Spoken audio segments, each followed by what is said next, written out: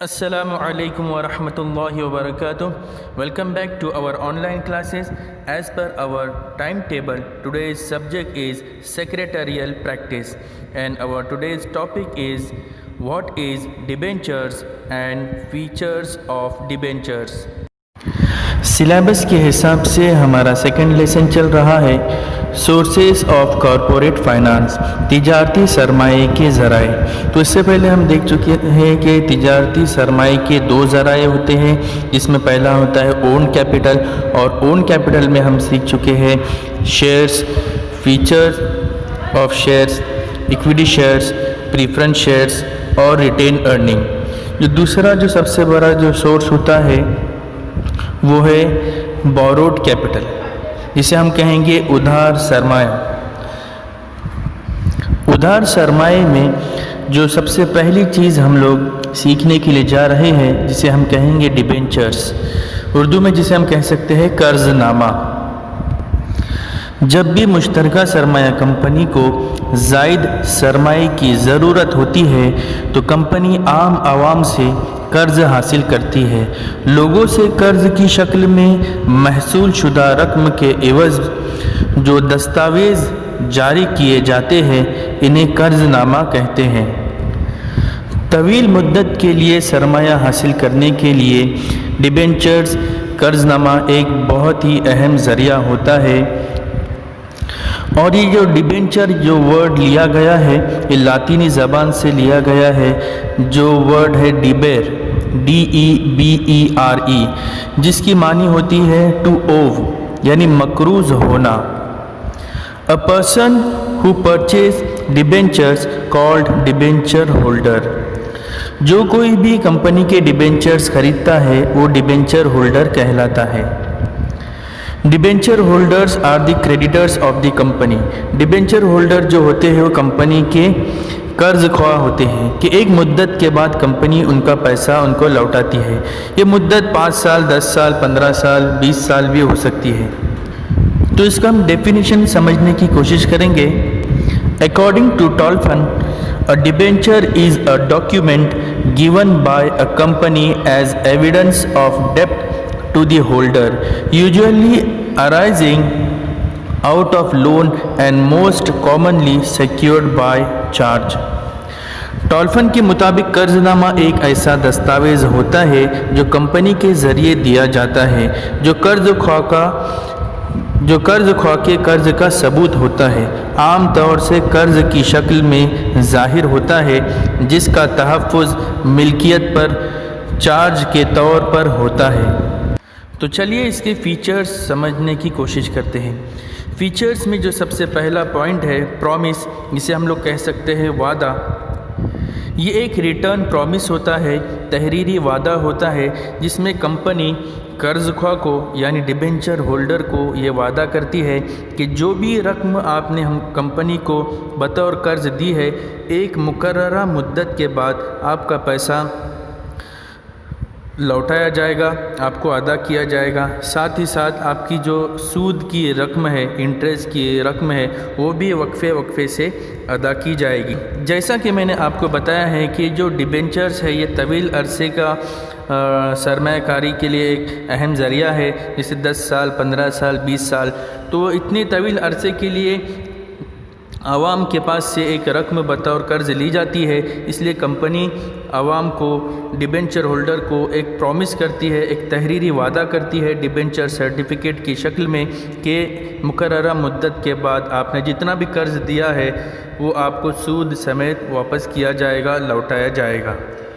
दूसरा जो पॉइंट है इसके अंदर फेस वैल्यू, जिसे हम कहेंगे दर्शनी कीमत। जैसे कि आपको पता है कि हिस्सस की भी एक दर्शनी कीमत होती है। जैसे मसावी हिस्सस की जो दर्शनी कीमत होती है 1 रुपये से लेकर 10 रुपये तक होती है। तरजीह हिस्सस की जो दर्शनी कीमत होती है, जो उसकी फ़ेस वैल्यू होती है, वो 100 रुपये होती है। ऐसे ही बिल्कुल डिबेंचर्स की भी एक फ़ेस वैल्यू होती है जो नॉर्मली 100 रुपये होती है और जो डिबेंचर सर्टिफिकेट के अंदर रिकॉर्ड होती है। तीसरा पॉइंट है टाइम ऑफ रीपेमेंट, अदायगी या वापसी का वक्त। तो कंपनी जब भी आम आवाम से कर्ज़ लेती है तो इसकी एक मुद्दत पहले से तय होती है कि कितनी मुद्दत के लिए कर्ज़ लिया गया। जैसे मैंने आपको बताया 10 साल के लिए, फॉर एग्ज़ाम्पल मिस्टर ए के पास से कंपनी ने अगर कर्ज़ ली है 10 साल के लिए, तो 10 साल पूरे होने के बाद जितनी भी रकम का कर्ज़ लिया गया है वो पूरी की पूरी रकम मिस्टर ए को लौटाई जाएगी, जिसे हम कहेंगे ड्यू डेट। यानी 10 साल पूरे होने के बाद जो उसकी ड्यू डेट आएगी, जिस दिन कंपनी ने मिस्टर ए को पैसा लौटाना है, तो उस डेट में कंपनी सारा पैसा उनको लौटाती है। और ये जो ड्यू डेट होती है कि 10 साल किस डेट को मुकम्मल होते हैं, वो डिबेंचर सर्टिफिकेट के अंदर दर्ज होती है और साथ ही साथ उसकी रकम भी दर्ज होती है कि कितनी रकम का कर्ज़ कंपनी को दिया गया है। तो इस पॉइंट में हमको इस बात का ध्यान रखना है कि ड्यू डेट के हिसाब से मुकर्ररा मुद्दत पूरी होने के बाद कर्ज़ ख्वाह के कर्ज़ को अदा किया जाता है। चौथा पॉइंट है प्रायोरिटी ऑफ रीपेमेंट, अदायगी में तरजीह। तो जैसे कंपनी क्या करती है, आम आवाम से बतौर कर्ज़ डिबेंचर की शक्ल में लेती है, तो जब भी सरमाए को वापस करने की बारी आती है तो सबसे पहले जो तरजीह दी जाती है वो डिबेंचर होल्डर्स को दी जाती है, कर्ज़ ख्वाह को सबसे पहले तरजीह दी जाती है। मिसाल के तौर पर अगर तरजीह हिस्सेदार का सरमाया भी लौटाना है और दूसरे किसी का पैसा लौटाना है, तो इनके अंदर सबसे पहले जो प्रायोरिटी दी जाती है, तरजीह दी जाती है, वो डिबेंचर होल्डर्स को दी जाती है कि डिबेंचर होल्डर्स का जो सरमाया है वो पहले लौटाया जाएगा, उसके बाद में दीगर जैसे प्रीफरेंस शेयर होल्डर्स है या फिर इक्विटी शेयर होल्डर्स है उनका सरमाया वापस किया जाएगा। पांचवा पॉइंट है एश्योरेंस ऑफ रीपेमेंट, वापसी की ज़मानत। कि जैसा कि हर कोई कहीं ना कहीं पैसा लगाता है, कोई जगह के अंदर लगाता है, तो कोई प्रॉपर्टी के अंदर लगाता है, तो कोई शेयर्स के अंदर लगाता है, तो कोई डिबेंचर्स के अंदर लगाता है। तो पैसा लगाने के बाद हर कोई चाहता है कि मेरा पैसा सेफ़ रहे, कहीं मुझे नुकसान ना हो। तो मिसाल के तौर पर हम किसी कंपनी के डिबेंचर्स खरीद रहे हैं तो हम क्या सोचेंगे कि मैंने 15 साल के लिए समझो 20 लाख रुपए का कर्ज़ इस कंपनी को दिया है, तो हमको एक ख़तरा रहता है, एक डर रहता है कि कहीं मेरा पैसा डूब ना जाए। इसलिए कंपनी एक वापसी की ज़मानत देती है कि आपका जो पैसा है वो डूबने वाला नहीं है, हम आपका पैसा आपको सूद समेत लौटाएंगे। तो हर एक को कोई ना कोई डर होता है, इसलिए कंपनी पूरी उसकी ज़मानत लेती है और पूरा एतमाद में लाती है डिबेंचर होल्डर को कि आपका 1 रुपया भी कहीं पर भी डूबने वाला नहीं है, मुकर्ररा मुद्दत के बाद आपका पैसा आपको लौटाया जाएगा। छठा पॉइंट है इंटरेस्ट, जिसे हम कहेंगे सूद। जैसा कि हम जानते हैं कि शेयर होल्डर्स को जो रिटर्न मिलता है, डिविडेंड मिलता है, और इक्विटी शेयर होल्डर्स हो या फिर प्रीफरेंस शेयर होल्डर्स हो, तो उनको क्या दिया जाता है, कंपनी डिविडेंड देती है, हर साल के मुनाफे में से डिविडेंड देती है। तो यहाँ पे कर्ज़ ख्वाह को क्या मिलेगा कि 15 साल 20 साल के लिए कर्ज़ ख्वाह कंपनी को कर्ज़ दे रहा है 20 लाख 25 लाख 30 लाख का जितना भी, तो कर्ज़ ख्वाह को क्या मिलेगा, ये जो एक तरह का उसने इन्वेस्टमेंट किया है इसके ऊपर उसको रिटर्न क्या मिलेगा, तो उसके ऊपर जो उसको रिटर्न मिलेगा वो सूद मिलेगा, इंटरेस्ट मिलेगा। लेकिन यहाँ पर इंटरेस्ट का जो रेट रहता है वो पहले से फिक्स्ड होता है, जो डिबेंचर सर्टिफिकेट में दर्ज होता है, और इंटरेस्ट कंपनी के ऊपर डिपेंड करता है, चाहे वो हर 6 महीने के अंदर इंटरेस्ट पेड करे या फिर सालाना इंटरेस्ट पेड करे। जो भी प्रिंसिपल अमाउंट है, जैसे कर्ज़ की अमाउंट है, जैसे 20 लाख रुपए कर्ज़ है और उसके ऊपर रेट ऑफ इंटरेस्ट अगर 5% है, तो हर साल कंपनी उसको 10,000 रुपये बतौर सूद पेड करेगी। तो ये रेट ऑफ इंटरेस्ट पहले से फिक्स होता है, तो अभी कंपनी को किसी साल मुनाफा होता है, किसी साल नुकसान होता है, तो चाहे प्रॉफिट हो या लॉस हो, हर साल कंपनी डिबेंचर होल्डर को इंटरेस्ट पेड करती है। 7वां पॉइंट है पार्टीज़ टू डिबेंचर्स, कर्जनामे में शरीक पार्टियाँ। तो इसमें कुल मिलाकर 3 पार्टियाँ होती है। तो सबसे पहले जो पार्टी इसके अंदर है वो कंपनी खुद है जो कर्ज़ लेती है, आम आवाम से क्या करती है, कर्ज़ लेती है। तो पहली पार्टी यहाँ पर आपको याद रखना है, कंपनी खुद है, मुश्तरका सरमाया कंपनी जो कर्ज़ लेती है। दूसरी पार्टी जो यहाँ पर है ट्रस्टी है, जिसे हम अमानतदार कह सकते हैं, जो क्या करती है, कंपनी के लिए काम करती है, अपॉइंटेड बाय अ कंपनी, यानी कंपनी ट्रस्टीज़ को अपॉइंट करती है कि वो कंपनी के लिए क्या करे, काम करे। तो कंपनी और ट्रस्टी के दरमियान में एग्रीमेंट बनता है जिसे ट्रस्ट डीड कहते हैं। तो इन शॉर्ट ट्रस्टी जो है वो कंपनी के लिए काम करते हैं। और तीसरी जो पार्टी यहाँ पर है वो डिबेंचर होल्डर है, जो कर्ज़ देता है, जो कर्ज़ यानी आम आवाम है। तो कंपनी और कर्ज़ खो के बीच में जो काम करता है वो अमानतदार ट्रस्टी होता है, जो क्या करता है आम आवाम में जाके कंपनी के कर्ज़ बेचता है और उसके ऊपर कंपनी उसको मुआवजा देती है। और डिबेंचर होल्डर और कंपनी के बीच में आपस में जो भी चीज़ें तय पाती है वो ट्रस्टीज़ के ज़रिए तय पाती है।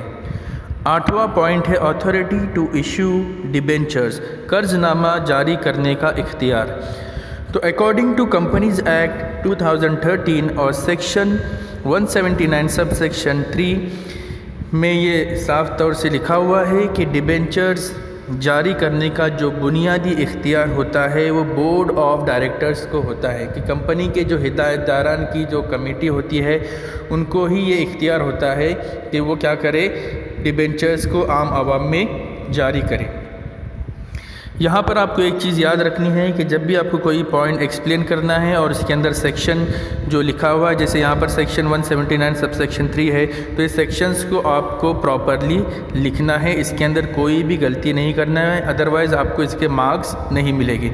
9वां जो पॉइंट है स्टेटस ऑफ डिबेंचर, कर्ज़ ख्वाह की हैसियत।